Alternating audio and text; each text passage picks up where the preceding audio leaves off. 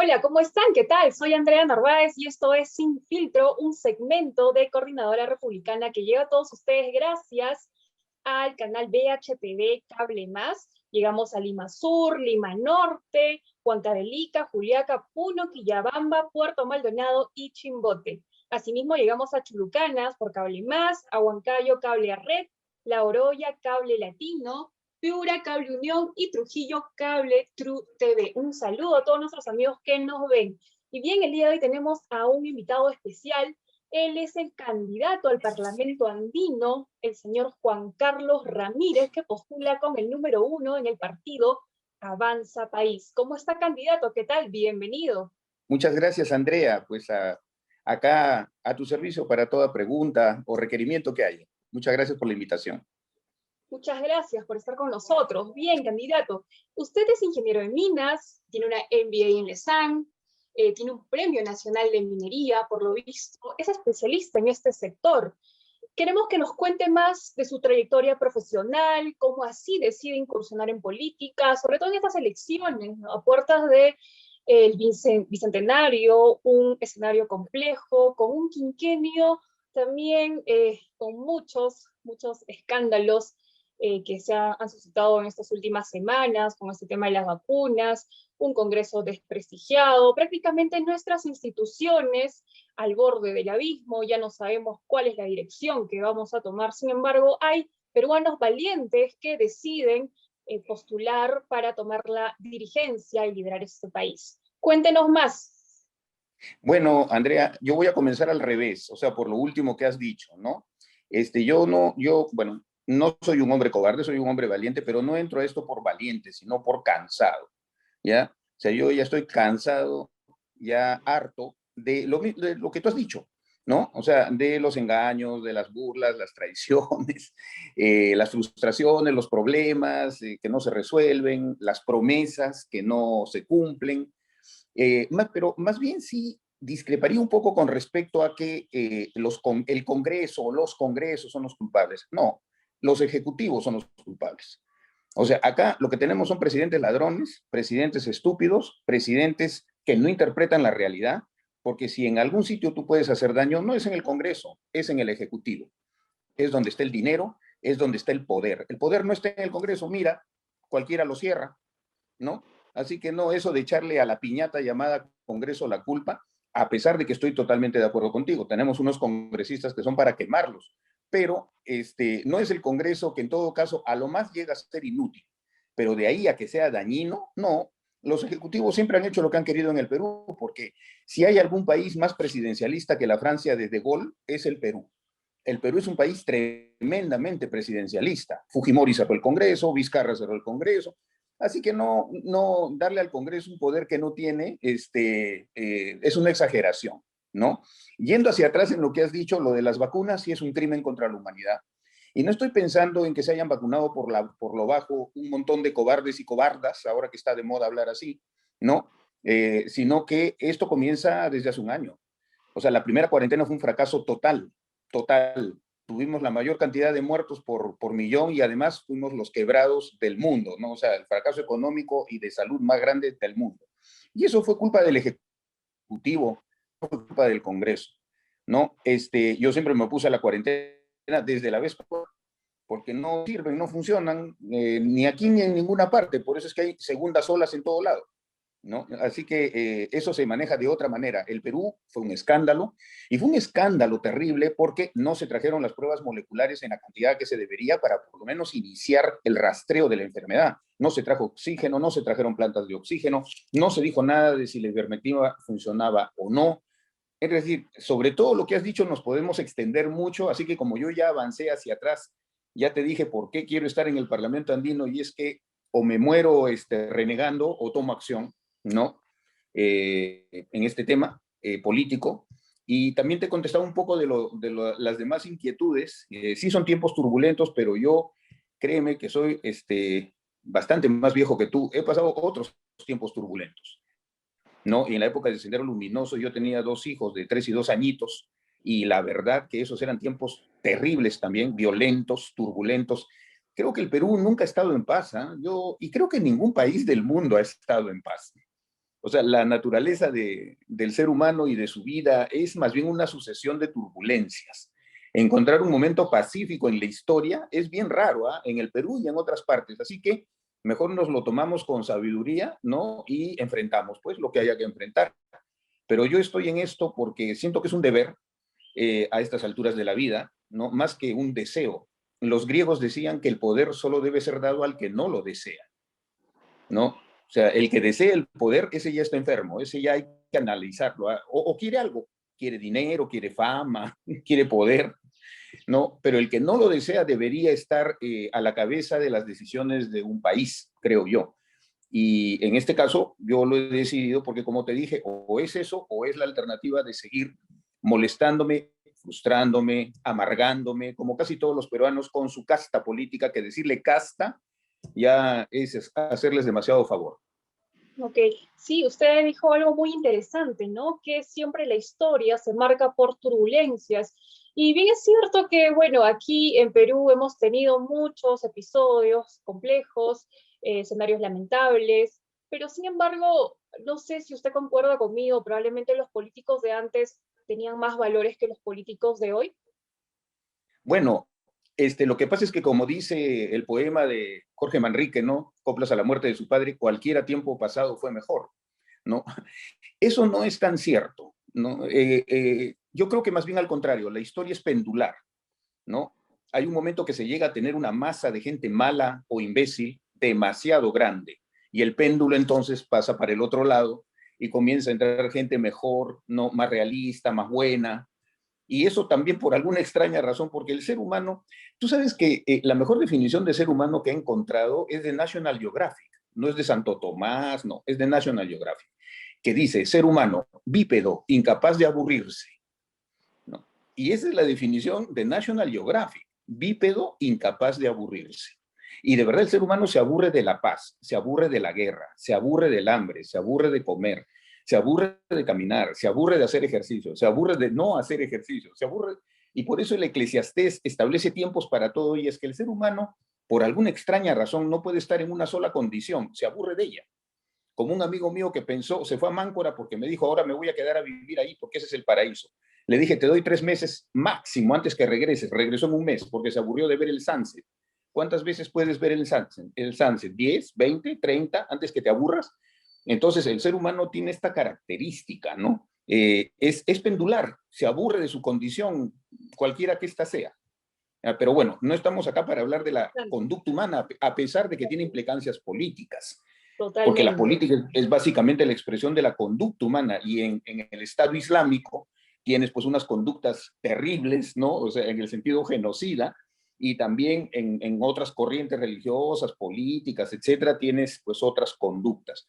En el caso del Perú, yo sinceramente creo que ya es hora de que tenga al mando a alguien como, en mi caso, el doctor Hernando de Soto, que es el líder de Avanza País, y al cual conozco hace tiempo y me da confianza si es que él fuera el presidente del Perú. Yo lo acompaño por esa razón también. Interesante, sí, y justamente en este punto de la historia, ¿no? ¿Por qué postular al Parlamento andino y no al Congreso? ¿Cuál fue su decisión que lo llevó a este punto? Bueno, porque solo tienes que pelear con 25 y no con 130, ¿no? Eh, no, esto de acá es un chiste en realidad, porque la verdad es que hice mi análisis. Y el Parlamento andino en realidad, Andrea, es un superparlamento, es un supraparlamento, es el parlamento de 5 países, Así es, ¿no? justamente quería entrar a ese Claro. punto, ¿no? ¿Por qué el Parlamento andino es menos conocido, menos popular que el Congreso de la República? Queremos que nos explique más, ¿no? ¿Cuáles son las funciones? ¿Qué de bueno le trae al país? Porque la ciudadanía tal vez no conoce mucho, no se habla mucho de este órgano. Bueno, de bueno le trajo en algún momento que uno pueda estar entre los 5 países andinos, que son Colombia, Ecuador, Bolivia, Chile y Perú, con el DNI y también usar el brevete, ¿no? O sea, sí ha traído algo de bueno. Luego entró en un silencio terrible y de verdad, créeme, es como que tú tuvieras un buque de primera oxidándose en el Callao. O sea, el problema del Parlamento andino no es que como institución sea una institución inútil. Las personas que lo han habitado en los últimos tiempos han hecho que se vea como una organización irrelevante, ¿no? Superficial, inútil, decorativa, ¿no? Entonces, Yo creo que eso hay que cambiarlo porque he leído el reglamento del Parlamento andino y se pueden hacer muchísimas cosas y no te imaginas. Y te pongo algunas, ¿no?, que puede hacer el Parlamento andino, pero para no dejar sin respuesta a tu pregunta, básicamente el Parlamento andino hace control político en los 5 países miembros, armoniza leyes, ¿no? Armoniza legislativamente a los 5 países miembros y por supuesto también hace representación de los habitantes, que son 135 millones de personas, ¿no? Entonces, en realidad, el Parlamento andino es capaz de hacer eso. Yo tengo varias propuestas ahí para hacer, por ejemplo, homologar los títulos universitarios, de manera que si alguien estudia periodismo en el Bausat y Mesa, pueda ejercer en Colombia, en Chile, si es ingeniero, abogado, médico, que los colegios profesionales de los 5 países acepten los títulos de los otros países certificados, de manera que cualquiera del grupo andino puede ejercer en cualquier país andino sin que se le pida que lo ratifiquen o que alguien lo certifique en el otro país, no. Entonces, esa es una de las cosas que se puede hacer para ampliar la integración, que es el objetivo final del Parlamento andino y del Sistema Andino de Integración, que son 15 instituciones, donde el Parlamento andino es una, ¿no? Hay un consejo laboral, un consejo empresarial, un consejo de relaciones exteriores, un consejo de presidencia, o sea, en realidad es un sistema bastante complejo, donde el Parlamento andino hace funciones legislativas y de control político. Pero eso de homologar títulos ayudaría mucho. Así es, interesante propuesta. Aparte de esto, con respecto a temas mineros, sabemos que usted es especialista. ¿Tiene algún proyecto? Porque sabemos que la minería informal, todo este problema nos trae mucho retraso al país. Sí, ahí tengo un proyecto que tiene que ver con traer la experiencia boliviana al Perú. En Bolivia, el Banco Central de Bolivia compra el oro boliviano descontándole 1,5% del valor y listo, ¿no? Es increíble, Andrea, que el Perú tenga como reservas internacionales solamente 2% de oro, 2, ¿no? Mientras que Alemania tiene 72%. Yo quisiera que alguien me explique por qué el país que produce el oro tiene 2% y los alemanes, que no tienen ni un gramo de oro, tienen 72% en reservas de oro. Entonces, lo que debe hacerse en el Perú en el tema minero informal es que además estamos hablando de órdenes de 3 a 4 billones de dólares anuales, ¿no?, que es muchísimo, que el Banco Central de Reserva compre el oro certificado y lo guarde en sus bóvedas y que lo compre en soles, no en dólares, o sea, en tu papel.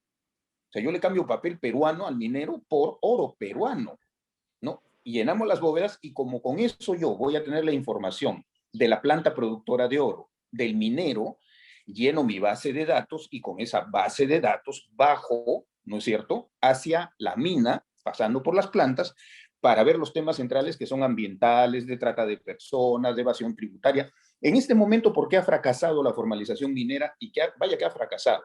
Son más o menos 400,000 mineros informales en el Perú, de los cuales formalizados hay 2,000. O sea, a ese ritmo te demoras 1,600 años, 1,600 años en formalizar. Ha fracasado totalmente. Y ha fracasado porque se ha diseñado mal. Comenzó por las minas y trata de subir. Así no funciona. Funciona al revés. Si tú compras el oro y bajas, ahora, si tú quieres castigar, si eso es lo que quieres, el Código Penal ya tenía los delitos. O sea, el título 13 del Código Penal son delitos ambientales. Todos ellos que tienen penas bien duras, ¿ah? O sea, si querías tú castigar a alguien por impacto al medio ambiente, podías hacerlo sin necesidad de llamarlo minero ilegal. Si querías trata de personas, perseguirlo y castigarlo, tenías el título 4 del Código Penal, que tiene además cadena perpetua también, ¿no? Entonces, en realidad ya tenías las herramientas legales para perseguir no al minero informal, sino a cualquier otro ilegal, no al pesquero ilegal, al cafetalero ilegal, en fin. Entonces no había necesidad de sobreregular, de sobrelegislar. Eso es un error y la realidad lo demuestra. Llevamos 8 años, desde febrero del 2012 a la fecha, y tienes 2,000 formalizados de 400,000. No funciona. Así es. Y bueno, ¿y cómo contrarrestar esa ilegalidad o tal vez informalidad que contamina el medio ambiente? Porque también la población se queja, sabemos que hay sobreregulación y esta sobreregulación tal vez no ayuda, ¿no? En este aspecto, ¿qué soluciones le podríamos dar a esto? Bueno, justamente uno de los principales arietes de ataque de nuestro candidato, el doctor De Soto, es justamente reducir la regulación. La sobreregulación no funciona, no lo digo yo, lo decía Séneca, un gran legislador y filósofo romano, que decía que cuanto más corrupta es una sociedad, más leyes tiene, ¿no? Y lo decía él, que algo sabía más que yo de lo que era legislar y pensar sobre estos temas. Pero justamente hay tanta regulación, hay tanto requisito, tanto permiso, que se prefiere evadirse de esa alambrada, y no solamente la minería, cualquier otra actividad peruana. En este momento con pandemia ya tenemos 80% de informalidad, ¿no? Entonces, en realidad se está enfocando mal. ¿Y quién es el que falla? El Estado fallido. Porque, Andrea, tú me vas a entender perfectamente, si el 80% de tu familia no te quiere, el problema eres tú, pues, no tu familia, ¿no? Ahora, si no te quiere el 10% o el 5%, ahí sí puede ser que ellos sean los equivocados. Pero cuando nadie te quiere, es que el problema eres tú, ¿no? Y en el caso de la informalidad minera o ilegalidad minera es el mismo caso, está enfocándose mal, todo se ve perseguir. ¿Qué es lo que vemos con los ambulantes? Pura persecución. Viene el serenazgo, viene la policía, palazos para todo el mundo, le embargan, le incautan sus cosas. ¿Y esto por qué ocurre todo el tiempo? Porque no se está aplicando una solución que funcione. Y esa tiene que ver con un campo económico mucho más amplio que el que tenemos, que no ocurre por la sobrelegislación justamente. Así es. Bien, muy interesante todo lo que usted expone en esta breve entrevista y ya se nos acaba el tiempo. Sus palabras finales y queremos que invite al público por qué debería votar por usted, por qué debería apostar por Avanza País. Bueno, qué pena que se haya ido el tiempo tan rápido, pero es que son temas amplios, pues, ¿no? Bueno, Y de a todas mí, maneras lo vamos a volver a invitar, ¿no? Hay muchísimo espacio, pero ahora tenemos que ser súper breves. y me he quedado, me he quedado con el tema de la legislación forestal de Chile. De esa vamos a hablar después para que el Perú tenga una industria forestal de primera, ¿no? Que no tiene a la fecha, pero eso hablaremos después. Bueno, solamente para despedirme, lo único que les voy a pedir es que voten por el doctor Hernando de Soto, marquen los 3 trenes, que es nuestro símbolo, el tren que está acá, ¿no? Y si me van a honrar con la presencia mía en el Parlamento andino, pongan el número 1 a la mano derecha, y con eso pues podré representar al Perú en el Parlamento andino y ponerlo a funcionar de una vez para que no siga siendo el fantasma que es. Y muchas gracias nuevamente por la invitación, Andrea. Gracias a usted. Y bien, hemos estado con el candidato al Parlamento andino, el señor Juan Carlos Ramírez, quien postula con el número 1. Y en los próximos programas vamos a estar entrevistando a más candidatos. Queremos nuevos rostros, pero también gente capaz, gente que tenga valores, con integridad, porque queremos un cambio real para nuestro país. Ya estamos cansados de lo mismo y esperemos que nuevos líderes puedan representarnos y llevar los destinos de la patria a mejores condiciones de vida para todos. Muchas gracias, nos vemos en el siguiente programa.